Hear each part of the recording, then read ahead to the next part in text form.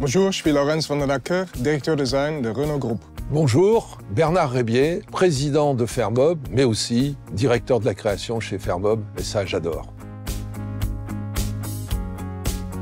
Mais je le connais, c'est le Luxembourg, mais je ne connaissais pas le siège dans cette couleur. Pour Renault, la couleur est spéciale, et puis derrière on s'amuse. Voilà, hein, ça vous dit quelque chose. Un bon design iconique, elle fait un pont vers le passé et un pont vers le futur. Et il faut réussir les deux. Je pense ici, on a réussi avec l'R5. Elle est à la fois futuriste et à la fois elle raconte une histoire de nos racines. Il faut comprendre l'histoire. Si on ne comprend pas l'histoire du produit, si on ne s'en imprègne pas profondément, on ne peut pas réussir. Je ne crois pas au miracle. Il faut être 100% dans l'avenir tout en étant 100% dans le passé. C'est ça qui est très difficile et délicat.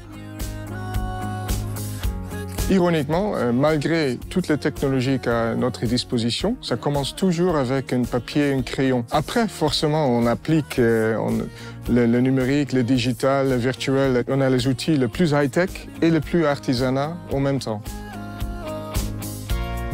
Il n'y a pas de règles, mais il y a quelques recettes quand même qui marchent. Il faut que la voiture soit simple, des proportions qui sont parfaites, pas trop de décoration. Un parti pris en fait très fort. Une immense attention à porter aux détails parce que la technologie, l'état de l'art d'une époque n'est pas celui 20 ou 30 ans après. La couleur, c'est un univers fabuleux parce qu'il est à la fois universel et très personnel. La couleur peut emmener très loin. C'est le public qui choisit et le public a toujours raison. Quand on dessine des voitures, on a des voitures et on n'a pas besoin de l'expliquer. Il faut aussi qu'elle soit en avance de son temps, en phase avec son époque.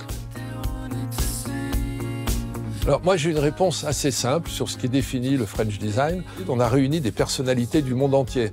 Par exemple Paola Antonelli, la curatrice design du MoMA, enfin des grandes personnalités au niveau mondial.